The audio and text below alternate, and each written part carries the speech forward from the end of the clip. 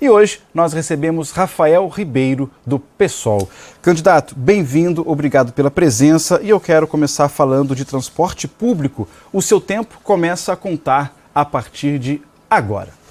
Então, nosso primeiro tema é transporte público. Seu plano de governo propõe intervir no transporte público, visando a criação de uma empresa municipal para reduzir ou até zerar as tarifas. Explica melhor para a gente essa proposta. Boa tarde. Boa tarde, Diego. Boa tarde a todos os nossos espectadores.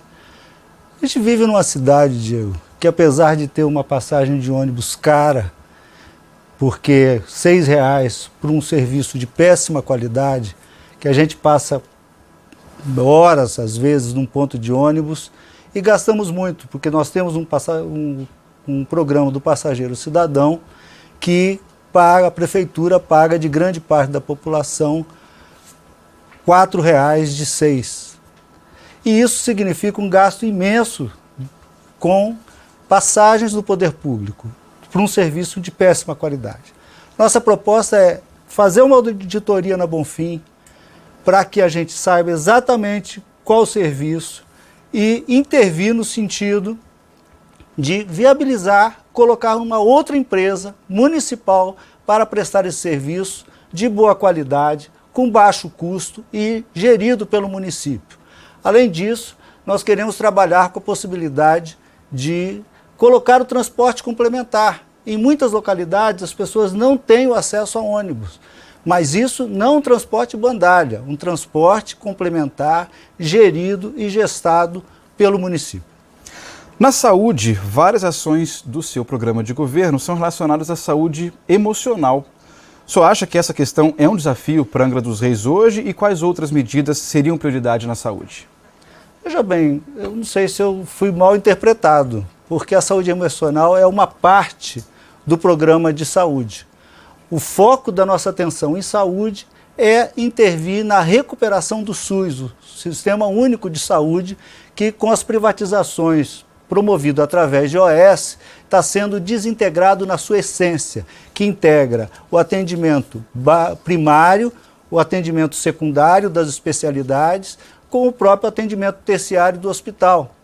Só que com a contratação desse tipo de serviço, a gente tem carência de profissionais comprometidos e que conheçam os problemas da população e, além do mais, tem levado a população a ficar aguardando exames, consultas, se deslocando para outros municípios, quando o município tem recurso, tem orçamento suficiente para gerir todo o sistema e um sistema com qualidade. Além disso, na saúde, tem dois outros temas que nos interessam muito, inclusive um que foi tocado pela reportagem há pouco, que é o Centro-Dia para Idosos.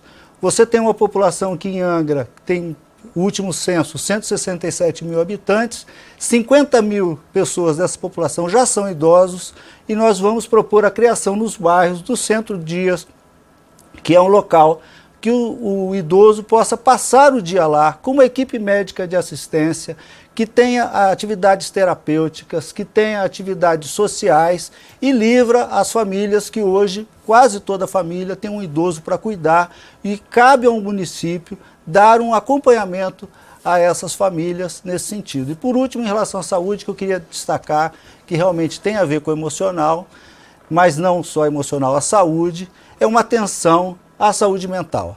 Angra já foi referência nacional e internacional de um trabalho antimanicomial e hoje nós vemos a saúde mental num momento que é quase uma pandemia de problemas mentais, nós vemos esse serviço completamente desmantelado. Na educação, candidato, o senhor propõe ampliação do número de creches e atendimento em período integral. Quais seriam os passos práticos para isso e depois do senhor eleito, se for, quando as creches que já existem passariam a atender em tempo integral? Veja bem, Diego, o que nós queremos é implantar o Plano Municipal de Educação, que previa que até 2025, 50% da educação básica seria implementada através de escolas integrais e creches. Quando a gente fala escola integral é o dia todo, é do início até o final do dia, e não um meio integral. Isso tem que ser feito imediatamente, porque só com uma educação forte, atenciosa, a gente consegue promover o enfrentamento do que para a gente é central num programa de Angra de Bem Viver. Nós temos que ter uma sociedade capacitada para enfrentar isso, e os índices que nós temos do IDEB ainda deixam muito a desejar. Um outro ponto importante para a educação, que também está no plano municipal, é a gestão democrática e, principalmente, o respeito com os profissionais de educação que têm sido massacrados pela atual gestão municipal, e nós queremos resgatar o papel do profissional de educação como educador. A gente não faz escola sem ter profissionais com formação continuada, com ambiente de trabalho, com material e, principalmente, com respeito à sua prática. E quando a gente fala de escola de educação integral, a gente não fala de escola cívico-militar, que isso sim é uma escola de partido, uma escola ideológica.